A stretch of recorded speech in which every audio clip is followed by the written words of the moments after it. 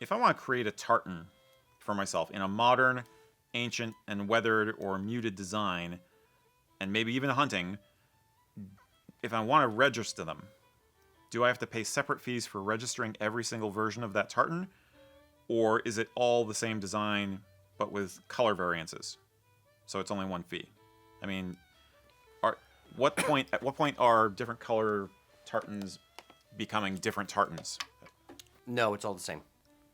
If you look at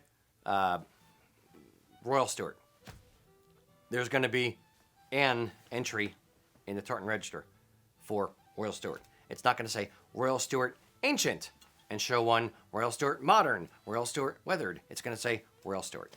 The colors that they use are going to be loosely dictated by what colors you're giving them. If you say dark green or light green or whatever, they'll use that when they're registering the tartan. But it's not a different tartan. It's the same thread count. It's just a different color palette. A orange, Toyota Corolla is the same car as a red Toyota Corolla, just a slightly different color. It's the same car. So yeah, it's not entirely different. You're going to pay one fee. You're going to move forward with it.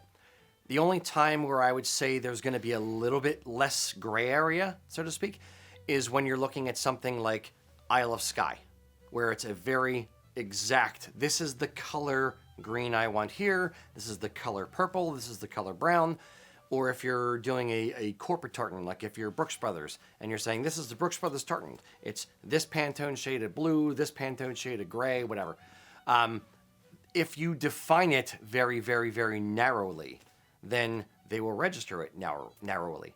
If you're defining it as, here's my tartan, 36 threads of blue, 27 threads of green, 18 threads of black, whatever, and you stack those up, they're not going to be as precise because it doesn't need to be. It's still the same design. Right.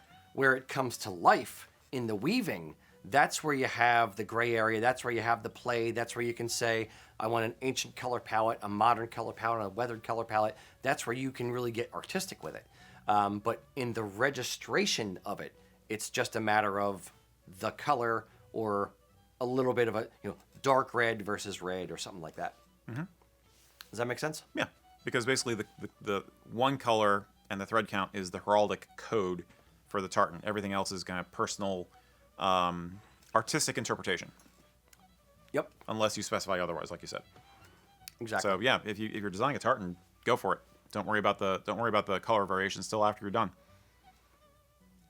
Indeed. Could be in for some nasty surprises, like you design a tartan and when you convert it over to a weathered palette, it's kind of like, We've seen that where sometimes a tartan turns out it looks great in ancient and obnoxious in modern. American Heritage. we did what do we call it? American Heritage Antique. Yes. We did a slightly different color shift on the American Heritage tartan, and it turned out horrible.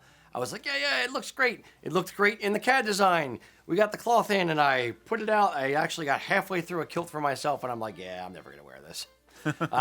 So apologies to all you out there who bought an American Heritage Antique. Maybe they like it. Yeah, exactly. It wasn't my cuppa. Hey, guys, we hope you liked the video. If you want to learn more about how to register a tartan, we've done a few videos on it. Check these 2 videos out where we've talked about how to register a tartan.